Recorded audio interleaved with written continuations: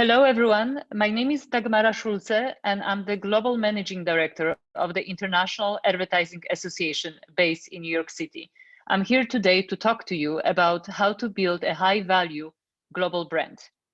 As you all know, the marketing communications world has transformed significantly, driven by technology. Consumers are more educated, more connected, and more empowered, and demand from brand a deep content engagement.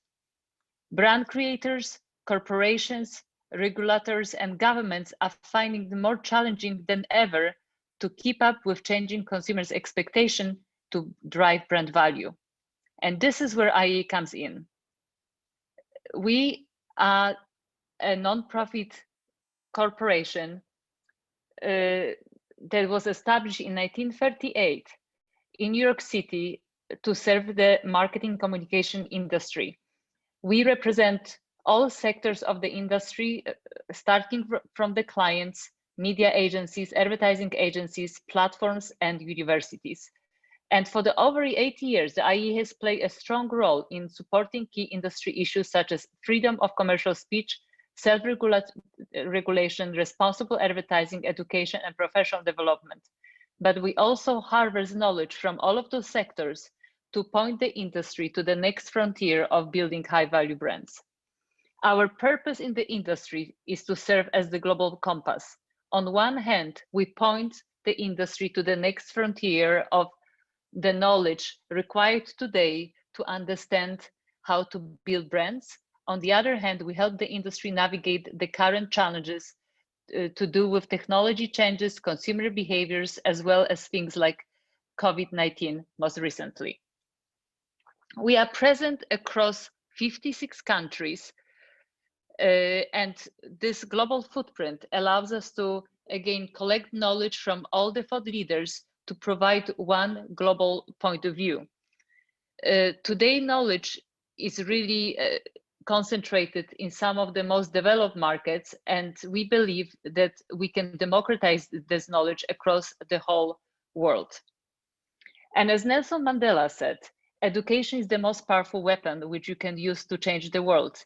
And given the rapid transformation in technology and the industry experiences the fastest change ever seen before of the industry, we really have an opportunity and responsibility to serve the industry to continuously re-educate the industry with the latest knowledge and democratize top global knowledge across the rest of the world. So how do we do this? On one hand, we use our regional and global events to share with everyone the latest trends and what's coming next in building brands in the era of consumer empowerment. In 2021, we have 3 events planned in the 4th quarter. Number 1, Africa Rising, where we talk about the most valuable African brands, and we'll debate what does it take to be the top highest value African brand and who are the winners and who are the losers. In October, we plan our Creativity for Better conference with a theme, The Value of Being Brave. And finally, in November, we are planning a conference in India with a theme, Nations as Brands, where we are launching our brand finance report on the most valuable nations brands, and we'll discuss what does it take to be a high value nations brands and what does it take to be a winner or a loser. And one additional event that we are launching is IE Academy. For the first time ever, we have partnered with TikTok, Facebook, and Google to provide small and medium businesses with knowledge required on performance marketing and how to build brands direct to consumer. With COVID hitting the world last year, there is a lot of desire to learn how to go directly to consumers to build brands, and they have been a lot of new players emerging in the space. So IE's purpose is to provide the industry with critical knowledge to understand what it means. In addition to our events, we launched also 2 weeks ago a global leadership hub on our IE Global website to provide our members with critical knowledge, again, in the space of building global brands, starting with just the IE Academy, purely master classes tackling different topics, as well as content from our key conferences to really provide practical knowledge on how brands can be the engines for economic revival, how to build high-value brands, and also why brands matter. This was a critical topic last year, where we were discussing with governments why governments should be paying attention to our industry and brands, and really connect the dots between marketing and finance, and understand how brands can be the engine for economic revival, and how can brands help revitalize economies. So why do brands matter? Why do we care about brands?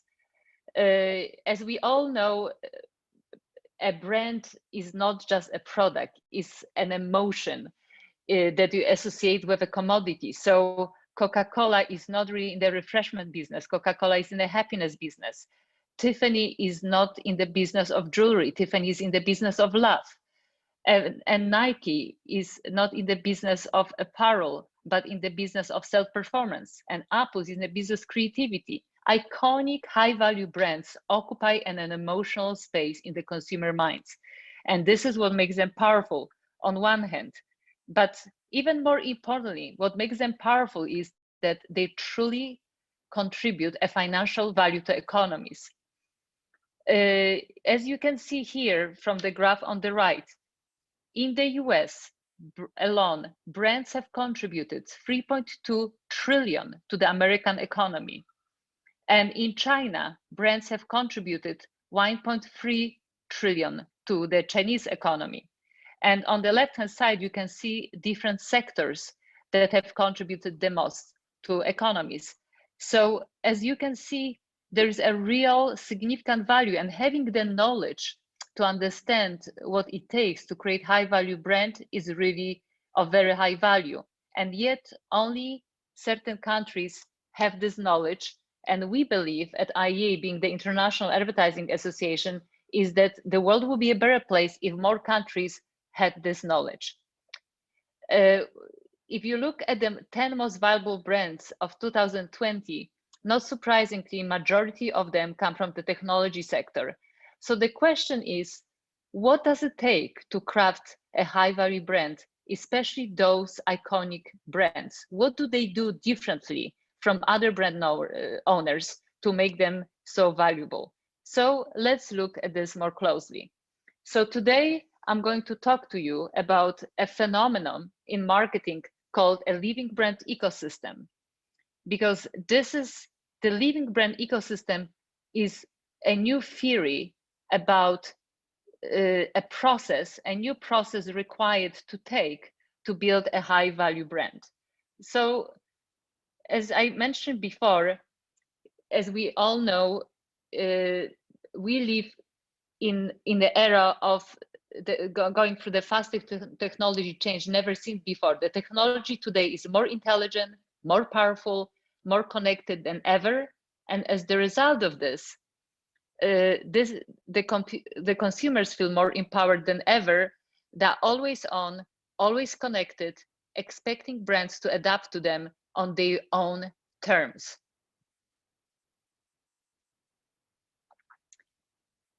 David Roth, the chairman of Brand Z, said something like this: we are seeing a move from individual product and services brands to a new era of highly disruptive ecosystems.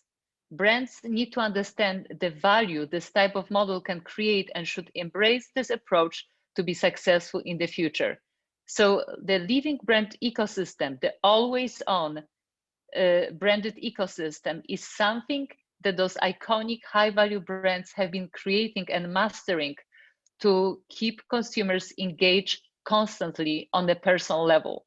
So let's have a look at what does it take and what are the ingredients of the living brand ecosystem.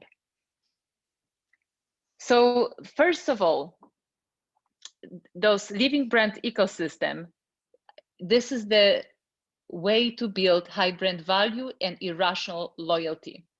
What do they have in common? They are purpose-driven system. Purpose is the beating heart of those brands' behavior. What do? They deliver hyper-personalized experiences. How they work? By leveraging human empathy and tech-enabled intelligence. And how are they different? They replace consistency with flexible strategies that are continuously tested and optimized. So let's just right now look at one by one, and let me give you some examples of what I mean by each ingredient. Well, first of all, before I start, what all of them have in common is those living ecosystems are relentlessly relevant all the time. They not only respond to our actions, but they, in fact, in a proactive manner, they inspire us and move us to action. They make us smarter, braver, and they enlighten consumers to the point that they are capable of pushing competition out of our consideration. So here are some examples of brands that have shaken categories and completely created new categories on their own. Starbucks, Uber, Amazon, Google, and Airbnb. I mean, you are familiar with all of them. These disruptive brands came in and completely changed the entire category and managed to elevate themselves above the category to create almost their own religion and cult, never seen before, with their own vocabulary, their own consumer behaviors, and their own products and services. And all of them did it by being relentlessly relevant on a personal level. So let's go to ingredient number one, brand purpose. Living brands use their core reason for existence to inform everything the brand does. So here are the 3 examples of brands who are purpose-driven and use purpose as the beating heart of their business behavior. Let's look at the French brand La Durée. La Durée is all about pleasure. And they have taken this idea of pleasure across everything they do. La Durée relentlessly puts pleasure into their product, into their cafes design, into their website design, into their communication. Even if you go to their website, the idea of pleasure, the idea to delight you is present across every single brand touchpoint. Sephora has decided to be a beauty playground for women. And the idea of a playground has been masterfully executed in every single store and in every single product display. Sephora creating an environment where women feel empowered to experiment and play with the product to come up with a solution that's perfectly their own. Another example is an American brand, Etsy, which is a marketplace for all craftsmen. This idea of marketplace and craftsmanship has been beautifully translated into the products they offer through third parties, as well as the website design. The second ingredient is hyper-personalization. In the age of technology, brands, some of those most iconic high-value brands have been able to leverage technology to deliver hyper-personalization. The experiences that are designed to feel highly personalized at the resolution of the individual. So for example, Nespresso, when they launched, they studied the affluent consumer to understand that the high-end consumer demands something highly personalized. So they launched their collection of 16 Grand Cru coffees, and each comes from a different part of the world. So when you drink one of the a coffee cup from Nespresso coming from one region, you feel like you are exploring a different part of the world through this cup of coffee. eBay's ShopBot is a personalized shopping assistant that helps people find the best deals from eBay's 1 billion listings, a new commerce solution powered by artificial intelligence and cloud computing and human judgment. So this solution from eBay makes it so much easier for a consumer to navigate the overwhelming amount of products coming from eBay and deliver personalized solution and personalized advice. Disney launched the Magic Band that enables personalized experiences for theme park guests. When a child celebrating his or her birthday walks by Mickey Mouse, it knows to give the child a personalized birthday greeting.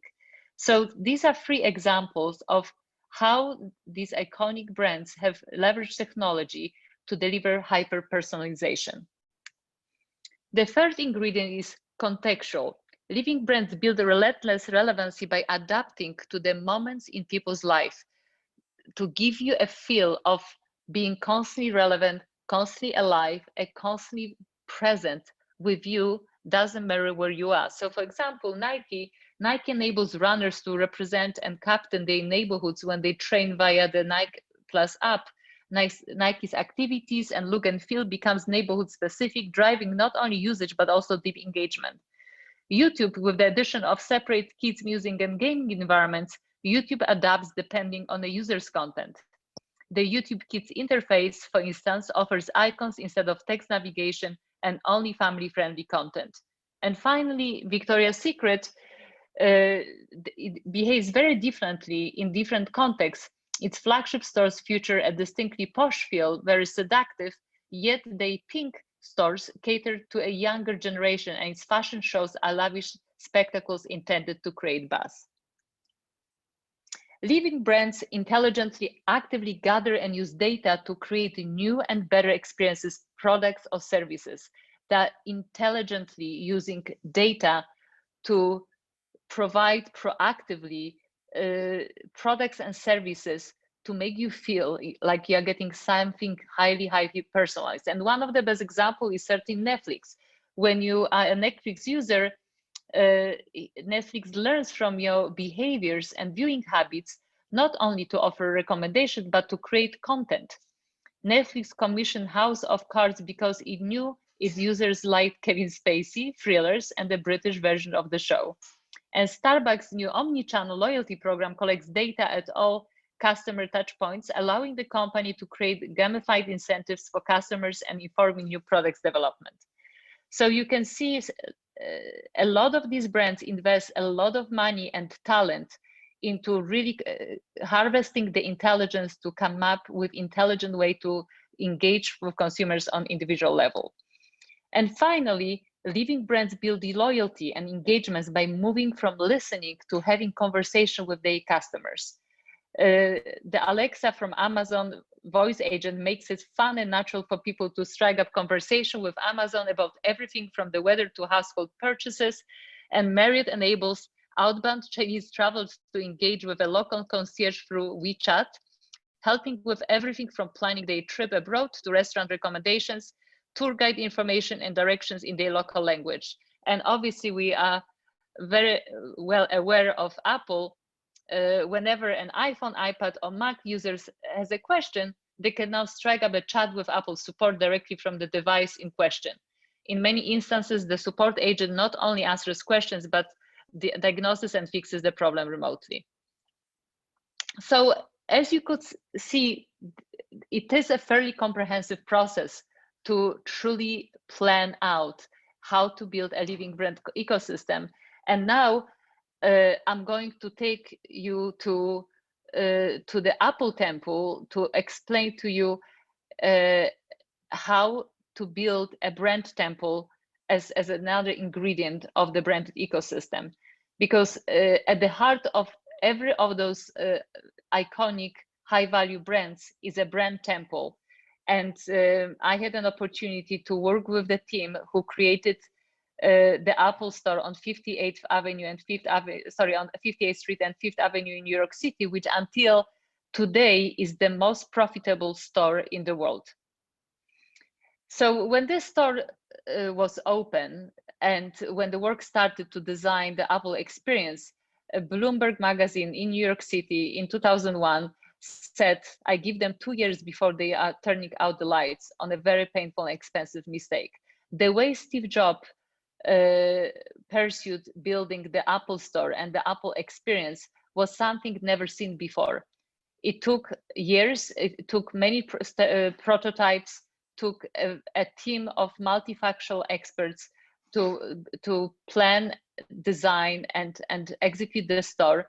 And it was a very expensive endeavor back then, given how other retail stores were being opened. So I will take you through behind the scenes how this process was created. So the important thing to keep in mind is that the personalized living ecosystem requires time to build. And really at the center of the planning is the consumer. If you want to build a brand, you have to really understand who your consumer is. Then you have to figure out what is the brand purpose the brand will serve in the consumer's mind, and what are the brand values through which you are going to connect with these consumers. The Apple team, when they design an environment together with 8 Inc., who was actually the design firm working on the project, they think through an experience through 4 different pillars: environment, communication, behavior, and product services. So in order to craft a really comprehensive store environment, you have to think through those 4 pillars. So in the case of Apple, knowing the consumer was really a creative mind. It was a psychographic that the Apple team decided to focus on. They breakthrough famous idea, think differently, and they decided to think differently about the store environment. A store that will center around simplicity, consumer centricism, and creativity. And based on this, they decided to build products that were treated like icons. When you go to an Apple store, you feel like in an art gallery. The products are not hidden on shelves, they're displayed like pieces of art. They've created the Genius Education Bar, the Apple Care, and the checkout anytime, anywhere, something that back then was not seen anywhere in any of the store environments.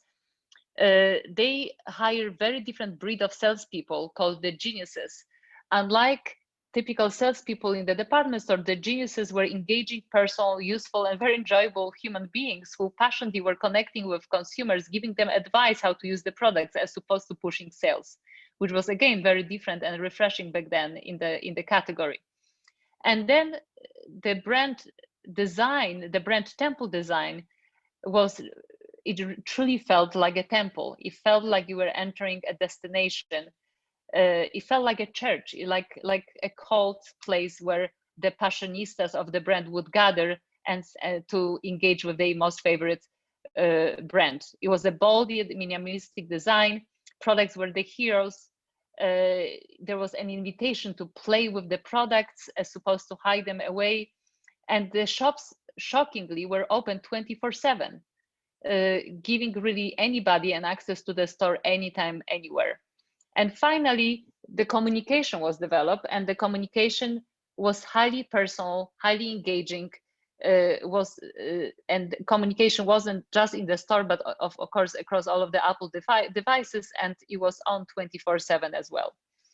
So as you know, these are the very familiar with the Apple Store. And Apple, and still this store on 58th Street at 5th Avenue is the most profitable store in the world, making a record of $57 of every Apple Store visitor. And the Apple stores are 17 times more efficient at physical sales than any average retailer, pulling an astonishing 5,500 per square foot for shop space. Another brand worth mentioning that follows this highly hyper-personalized approach is Tesla. Tesla not only has revolutionized the whole car category by going electric and establishing the whole electric infrastructure, but it also has revolutionized how cars are being sold. A Tesla dealership doesn't feel like a car dealership. It feels like an art gallery. From the moment you enter the store, the potential consumer has an opportunity to customize his or her own Tesla, from choosing a color of the car, from choosing the interior of the car, from choosing the accessories. You have an opportunity to walk out of that showroom feeling like you have created your own car all by yourself, because Tesla gives you the tools and the experience to do that. And another brand that follows that thinking obviously is Nike. Nike, as I said, is not in the apparel business, is in the self-performance business. So Nike has been really brilliant in leveraging third-party suppliers, partners to weave brands into lives of the consumers across different touch points of their journey. So, and they have masterfully identified different technology providers to embed technology into some of their products. And as the result of this, Nike is with you, just like Apple, all the time. So, as you can see from what I have just taken you through, the branding paradigm has significantly changed in the last 10 years, requiring brands to shift from left to right over time. We used to have prescribed marketing where we would just broadcast a message to consumers and consumer would buy it. Then we moved to responsive marketing where we would listen to consumers and then we would customize a refined solution. And now we are in the era of living marketing that's very conversational and intelligent and contextual, where we are constantly engaging with consumers, gathering data, analyzing the data to come up with personalized, creative and personalized engagement and personal brands and services.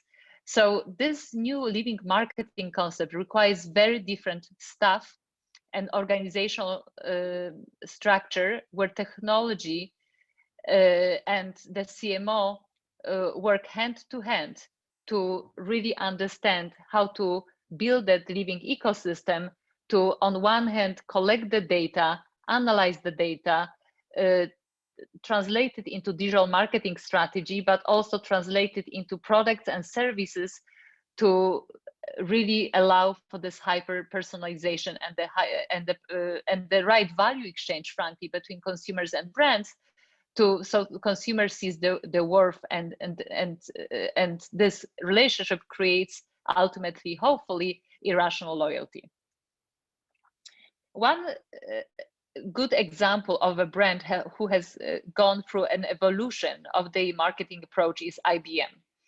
IBM used to be a prescribed brand broadcasting their message. Then they moved to responsive approach. And with the launch of Watson, really the launch of Watson marked the kind of approach and evolution into the personalized and conversational marketing, where Watson had the capability to analyze the data through the artificial intelligence, and